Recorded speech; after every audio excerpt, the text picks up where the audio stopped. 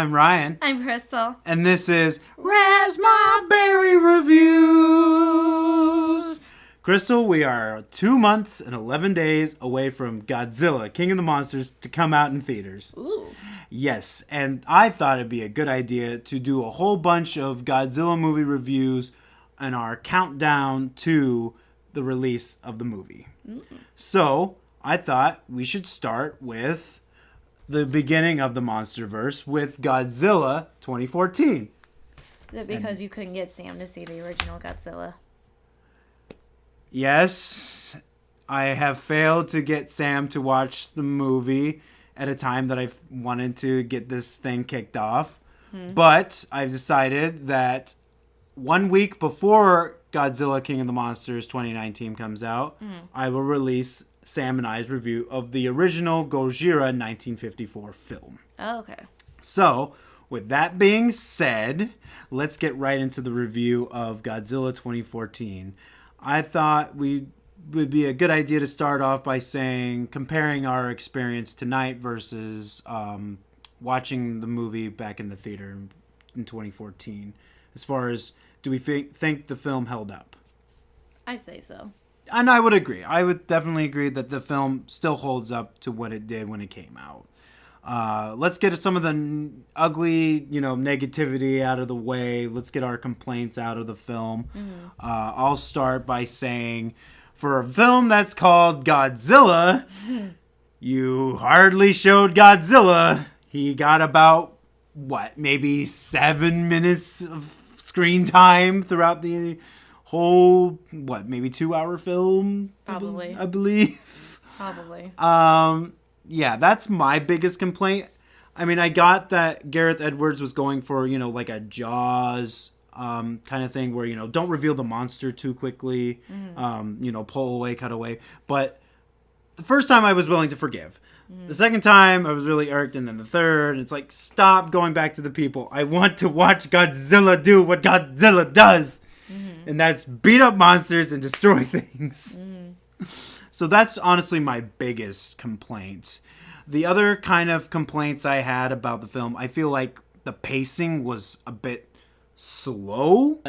The pacing wasn't all that great, but the build-up to what we got, I think, was okay. Yeah. What would you complain about? I didn't think there was too many problems with it. Sometimes I thought, some little places were a bit fast-paced, but I do agree that it was mostly slow.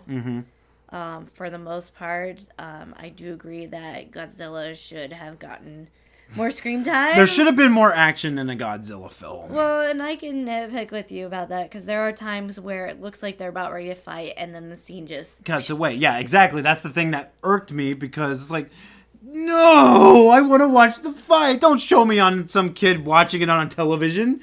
Yeah, it really felt like it was really focusing more on the population than And just the people. Just Godzilla. Yeah, I know. And that's okay. I mean, past Godzilla films, yes, there is focus on the people. It's important. People have to have something to connect with. They can't just watch a giant monster throughout the entire thing. Though I think I wouldn't complain to watch a giant monster without the people in it. But but yeah, no, I feel like it did focus heavily on the people, and that's okay, but some of the characters we got were not exactly very exciting to follow. Yeah. The best character was Michael Cranston's character. I believe so. Mr. Brody. I can't remember his first name. I only remember his son's name, which was Ford. But he was the best character of that whole thing, and they killed him off way too early. They did. And that's another complaint I had, was they killed off this great character. I loved it. It was like, this movie hooked me with his character alone. It was like, I was ready, and then they, boop, killed him off way too early. Like 30 minutes into the film. He's dead. It's like, well, thanks for wasting that brilliant actor. And then his son, it just seemed like it was... He just didn't seem to have too much of a personality. Not really. And that's too bad, because Aaron Johnson, he plays Quicksilver in Age of Ultron, and I thought he had more character in that film than he did in this one. Yeah. And his wife, Elizabeth Olsen, who is his sister in Age of Ultron. Sorry, I have to bring that funny fact up. their husband and wife in this film, but she had more personality, I think, in this film than he did in this film. Yeah. Like, and I mean, as far as his performance, I felt it was kind of bland. You know what I mean? Mm-hmm. There wasn't really something that really hooked me to it. Yeah, I do agree with that one. Yeah, that's probably about all of our biggest complaints with the movie. So let's get into the good stuff. Like I said, Michael Cranston's performance in this was awesome. Really hooked and got you really glued to the screen right off the bat. His acting and his wife, that whole death scene's like, oh man. It was heartbreaking. It was very heartbreaking. Like, this guy, he's trying to wait for his wife to, to get us to escape from the leak. Yeah. And he knows he has to, it's her versus millions that could be affected by the radiation. And you can see the heartbreak on his face. And so he literally screams as he yeah, he's literally screaming. Yes, as he closes the door. Yeah, you can hear the heartbreak in it because he had to make that split-second decision. Mm-hmm. And then eventually, you start hearing pounding on the door. Which yeah, and that tugs the heartstrings even more. Mm-hmm. Yeah, because I mean, Michael Cranston, his performance is like one of the biggest highlights, I think, in this film. Mm-hmm. My wife died here. Something killed my wife. And I have a right to know. And then Ken Watanabe's character, Dr. Serizawa, I thought he was a really good, interesting character. I can't wait to see more of him in the next film. Mm-hmm. He's like me, I feel like. He's like, I just want to watch the monsters fight. I mean, I know that's not what he really wanted. He's like, let them fight. It's like, you just want to watch monsters fight, don't you? You're just like me. You want to watch the monsters fight. You want to see them duke it out. Mm-hmm. But yeah, the themes of the movie were, I mean, I really can't pick up too many big themes on it, but I like the line that he says that I kind of get the feeling of it is nature. Funny thing about humans, we think we can control nature when we really can't. When it's the opposite way around, nature controls us. I think that kind of theme's in there. It's not really heavily in there. I mean, for me, when I go see a Godzilla film, I'm not really looking for themes other than the first movie. The first movie's where I really like it for its theme, but for other Godzilla movies, I'm more for the action. Mm-hmm. I mean, there's some pretty good storytelling in other films too, but this one doesn't not heavily theme punching into you. You know what I mean? Mm-hmm. You know what I'm trying to say? Yes, I know. Okay. The action, I say, was pretty decent. I mean, the payoff at the end, the action and that was pretty awesome. Mm-hmm. When we finally get to see the monsters fight, it pays off. Mm-hmm. I want to say, there was something you want to say, something about the tension. Oh yeah, there was one part where they were trying to get the train to San Francisco, I believe, yes, with the warhead on it. Mm-hmm. And there was one part where they had to stop because they heard gunfire in the distance, and there was a fire going on. Mm-hmm. And they weren't sure that the bridge was. Yeah, they weren't intact. sure. They weren't sure if the bridge was secured. So 4 of them went ahead. 2 were on the ground and 2 were on the bridge, which they were searching. Eventually, they said, yeah, it looks good. Let's go across. And then the Muto. The female Muto, to be specific, was moving kind of silently, in a sense. And when they turned around and saw it, they were just down, and they tried to make themselves scarce. And the Muto was so close to them, I was freaking out because I was just like, okay, is it gonna... are they gonna have the Muto find them, or is it gonna continue on? Yeah, is it gonna be is it gonna be a narrow escape or what? Yeah, and the score did help bring the tension. Mm-hmm. Yes, the musical score was fantastic in this film, and I just love the fact that after you watched it again, you had pretty much the same reaction as you did back in the theater when you watched it that many years ago. You were so tense, you were up against me, and you were like, "Oh, are they gonna get? What's gonna happen to them?" And I, just to see that you had the same reactions just shows this film does stand up. Yeah. Even after almost 5 years. Yeah. And, you know, I still had some of the same reactions. Like when we see Godzilla for the first time, I was giddy all over again because that first shot, we see all of him in all of his glory and his entrance and his roar. I'm like, yeah, that's my boy. But yeah, the music, like you said, the music in this film is really well done, and it plays to what's happening on screen. It gets you hooked. And it keeps you glued to the screen, at least for us. Mm-hmm. And I just love the musical score. I mean, it's about as...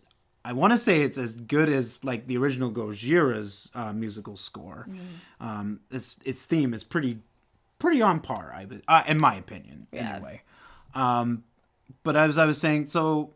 What did you think of our big main character, Godzilla? Even though he had a short amount of screen time, how did you feel about Godzilla in this film? Beautiful. Like, I don't know if I would call it animation, but they did a very good job bringing Godzilla to life. For a CGI thing, I thought he looked really good. I think it was a huge improvement over the 1998 version, because everybody calls that version of Godzilla basically a giant mutated iguana. Yeah. And especially when he does the roar is so detailed. Yeah.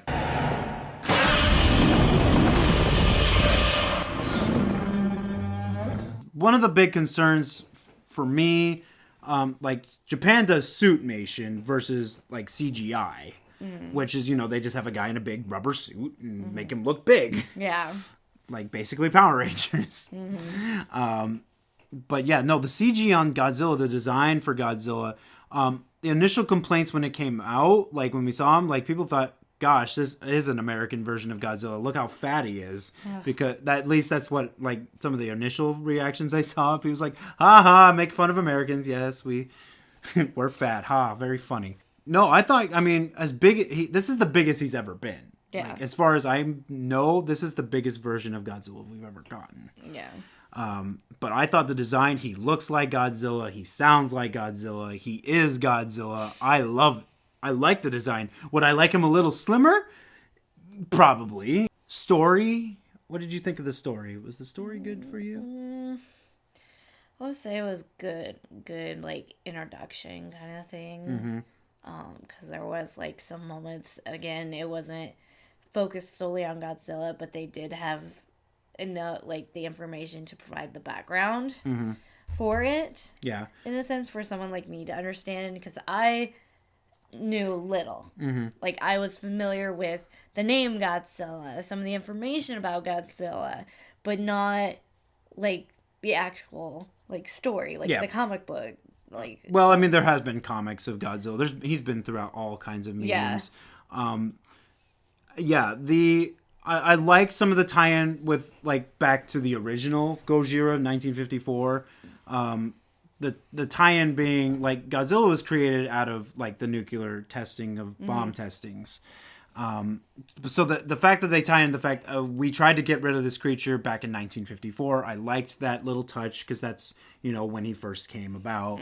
And the story, I really liked the story. I thought it was okay. But what I really liked about it is, like, I felt like it's easy to understand. It's easy to, you know, to follow through. You can't really get too lost. So because I never felt lost at any point. Because I mean, if you at one point you might ask yourself some questions, but then the film would later on address it, like such as what happened. So what happened with the Muto back 15 years back in 1999? So why did it? Was it hatched? Was it fully grown? But then they said the larva, you know, escaped. And then it got to the nuclear power plant in Japan, and then it cocooned itself, and then finally came out after those 15 years. Yeah. So, like, they answered that question. And then there was another question about a certain sound that was made. You know, like, they weren't sure what it was originally, but then it was like the male Muto, I think, was calling out to the female. Yeah, mating call. Yeah, the mating call, which they figured out later. Yeah. I mean, that's one inconsistency somebody pointed out, like, was you guys couldn't figure out this was an EMP. You had to wait for Michael Cranston's character you guys have been here how many years now studying this thing, and you now are figuring out it's an EMP blast that it's emitting. But yeah, no. So let's get to, I think we're pretty much said a lot of what we needed to say. Let's get to some of our final and favorite points. Overall, really good movie. Like, even after not seeing it for a while and seeing it again, it's still really good. Mm-hmm. I mean, again, best parts, action, and Godzilla. So yeah, and Godzilla. So let's get to our favorite part. Then we'll go to Twitter, and then we'll give our final verdict. Okay. So, what was your favorite part? Oh my goodness, I didn't necessarily have a favorite part, but I would say the scene that I was most attentive to was the train scene. The train scene. Yes. Yeah. I think I could see you having that as your favorite scene because of the tension building. And that was a really good scene. My favorite scene, I've got two favorite scenes. Yeah. First favorite scene was when we first see Godzilla and, the first roar. Second scene was seeing the atomic breath again. I knew it. And when he basically fatality. I liked when his scale, like his back of the scale. Yeah, the first time. Yeah, when it all like lit up towards his head, and then he did the breath. That was very good.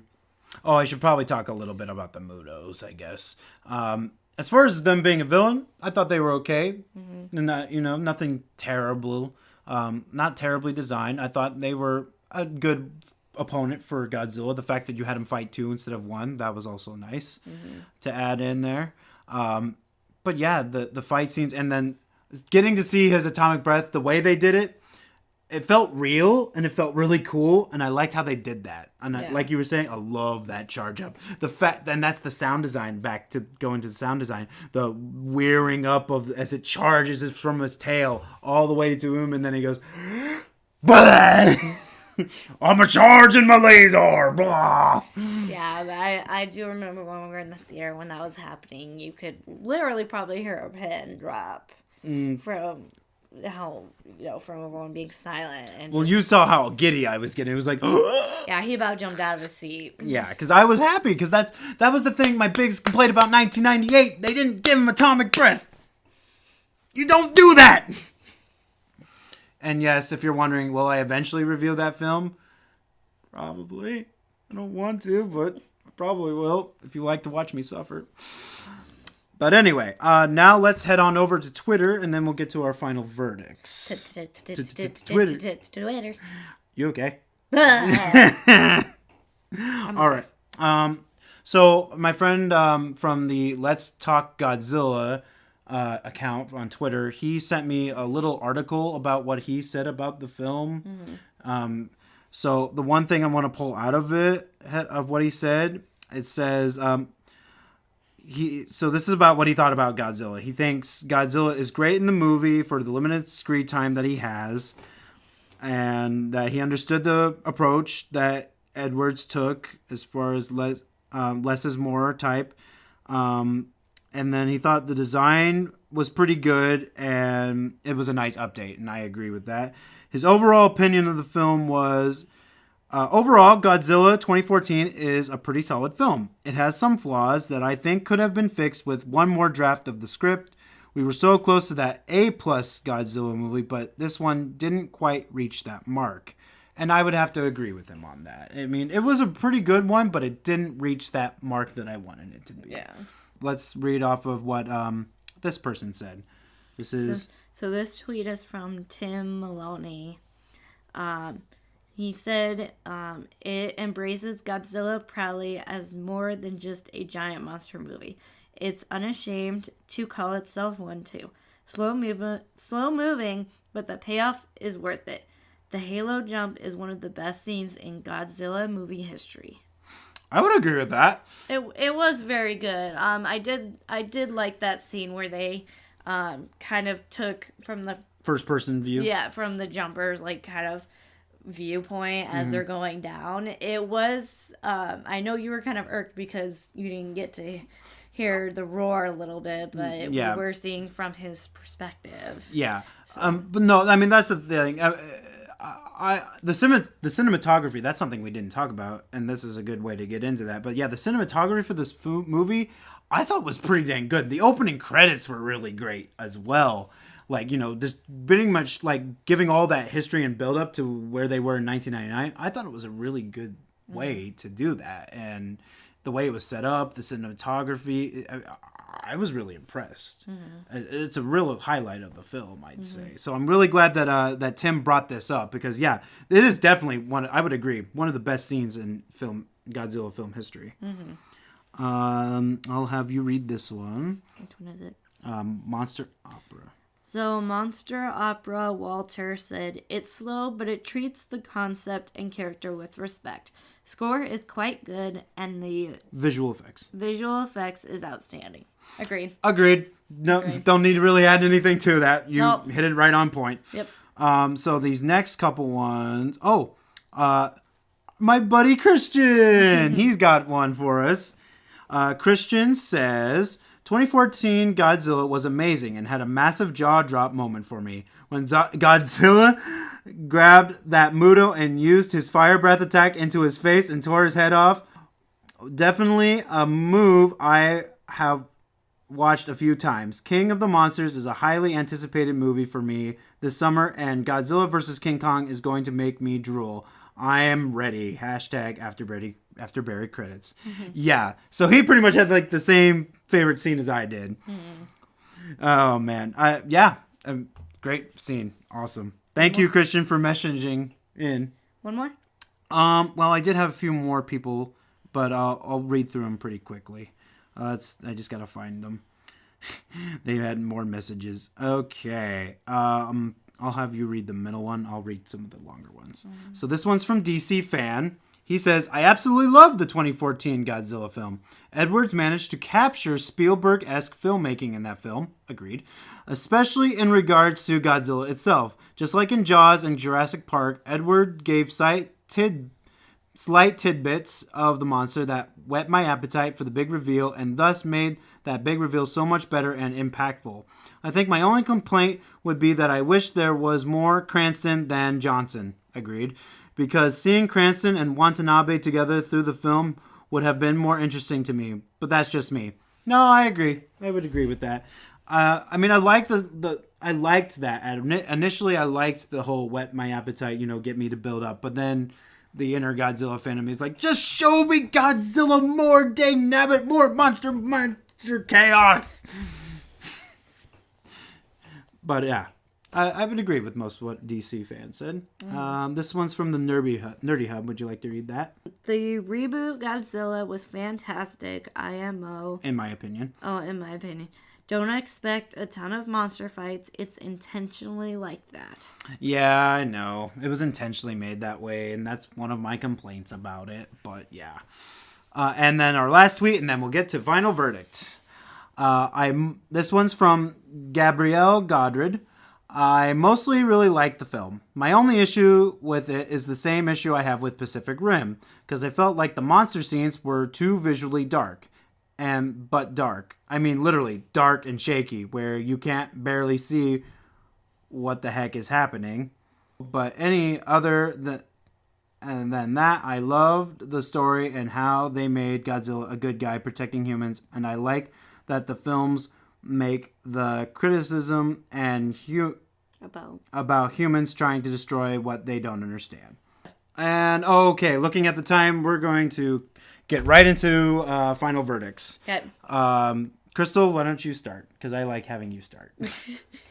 Berries wise, right? Or... 5 out of berries. 4.5. 4.5 out of, wow. That's pretty generous. Well, I did enjoy I'm glad it. that you liked it that much. I honestly would just give it a 4. Just a 4? Just a 4. Oh. Well, because, I mean, again, I want more Godzilla in my Godzilla film. Yeah. That's just me. But yeah, that I would say 4 out of 5. Okay. That would give us 8.5 out of 10 berries. Yep. So, yeah, that's it. So, like I said, we'll get the original Gojira 1954 film. We will get that out a week before Godzilla King of the Monsters comes out. And I'm not sure exactly how often I'm going to release more Godzilla film reviews, but I will let you know. Just follow us on Twitter and you'll know when I'm filming those so I can get your opinions in, and I'll get those out as soon as I can. With that being said, make sure to rate the video, leave a comment, follow us again on Twitter, follow us on Facebook, and we will see you next time on Razz My Berry Reviews. Bye. Bye.